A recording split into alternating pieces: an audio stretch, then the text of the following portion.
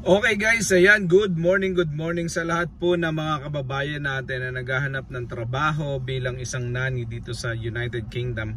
May nakita po akong trabaho dito para sa inyo. Ito po ay overseas nanny, non 1,000 to 1,750 ang gross per week nitong trabaho na ito. Pwede po kayong mag-apply sa LinkedIn. Pwede kayo mag-apply dyan. Ito po ay full-time na trabaho. It's ang inyong pagsisilbihan ay family in Los Angeles, USA is looking for overseas nanny, 1,000 to 1,700 per week. The nanny will be responsible for caring 2 school-age children with help of tutor for their children.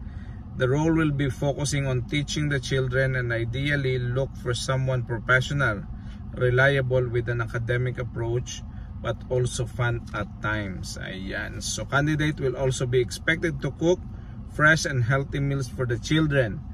So the nanny must drive and has a full driving license. However, they are open if the candidate is happy to take proper lessons to drive in the US.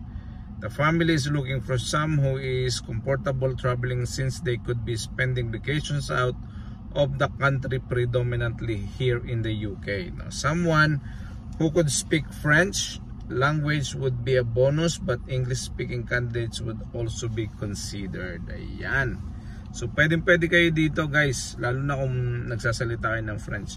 Working hours Monday to Friday 8 to 7 p.m. 55 hours a week. Medyo marami-rami nga lang yung oras, no guys. So duties include tidying up, supervising the children, doing arts and crafts, reading books, assisting with homeworks, taking children to parks and playgrounds, organizing sports and motor skill activities, taking children to special outings to museum and the zoo, doing children laundry, making children's bed, tidying up children's room and bathrooms, organizing and cleaning children's play area, loading, running and emptying the dishwashers. Ayan. So yun ang inyong mga roles and responsibilities. An overseas nanny with a gross of 1,000 to 1,750 must have a valid first aid qualification. So dapat meron din kayong first aid qualification. Marunong kayong resuscitate ng PIDS. They are looking to hire as soon as possible. If you are interested for this position, please apply and the consultant will contact you with more information. So job is full-time and permanent. Salary is 1,000 to 1,750 gross per week, and location is Nashville, Los Angeles, Nashville, USA. So pwede kayo mag-apply sa Little Ones UK Limited. No, kung kayo ay gustong mag-apply dito, they have a website which is www.littlelonslondon.co.uk. So yan. So pwede kayo mag-apply dyan, at kung gusto nyong tingnan kung ano mga available na trabaho, puntahan nyo yung website na yan. So banggitin natin ulit, www.littlelonslondon.co.uk.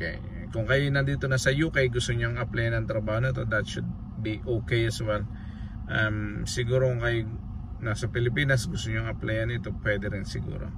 Okay, so yun lang. Maraming salamat. God bless and see you all in the next video. Kung inyo pong nagustuhan yung video na to, please like and subscribe, no? And share this to the people that might be able to apply in this position. Okay, bye bye, God bless and see you all in the next video.